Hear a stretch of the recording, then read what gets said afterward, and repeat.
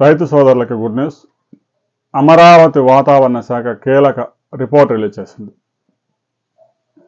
జార్ఖండ్ మీదుగా అల్పపీడనం ఆవరించి ఉంది.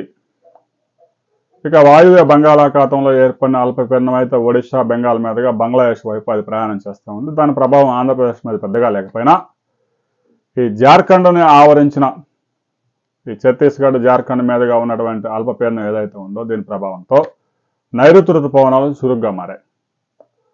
తెలుగు రాష్ట్రాల్లో తెలంగాణలో, ఆంధ్రప్రదేశ్లో గడిచిన 24 గంటల్లో చాలా ప్రాంతాల్లో 4 నుంచి 6 సెంటీమీటర్ల వర్షపాతాలు నమోదయ్యాయి. హైదరాబాద్ నగరం చుట్టుపక్కల ప్రాంతాల్లో కూడా పెద్ద ఎత్తున వర్షాలు కురిశాయి.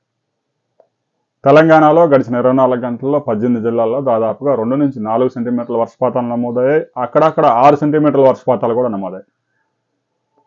ఆంధ్రప్రదేశ్లో రాయలసీమలో 2 నుంచి 3 సెంటీమీటర్లు, ఉభయ గోదావరి, కృష్ణా, గుంటూరు జిల్లాల్లో 2 నుంచి 3 సెంటీమీటర్లు, శ్రీకాకుళం, విజయనగరం, విశాఖపట్నం జిల్లాల్లో 3 నుంచి 4 సెంటీమీటర్లు వర్షపాతాలు నమోదాయి. రాబోయే 48 అవర్స్లో కూడా అల్పపీడనం 2 తెలుగు రాష్ట్రాల మీద లేకపోయినా దాని ప్రభావంతో నైరుతి ఋతుపవనాలు చురుగ్గా మారి 2 తెలుగు రాష్ట్రాల్లోనూ పెద్ద ఎత్తున వర్షాలు కురిసే అవకాశాలు స్పష్టంగా కనిపిస్తూ ఉన్నాయని రిపోర్ట్ ద్వారా తెలుస్తూ ఉంది. ఇక అరేబియా సముద్రంలో ఏర్పడిన అల్పపీడనం ప్రభావంతో వెస్టర్న్ ఘాట్స్లో కర్ణాటక, మహారాష్ట్రలో పెద్ద ఎత్తున వర్షాలు కురుస్తూనే ఉన్నాయి. ఇక మరొక అల్పపీడన ప్రభావంతో బీహారు, సిక్కిం, ఛత్తీస్గఢ్ ఆయా ప్రాంతాల్లో కూడా పెద్ద ఎత్తున వర్షాలు కురుస్తూ ఉన్నాయి.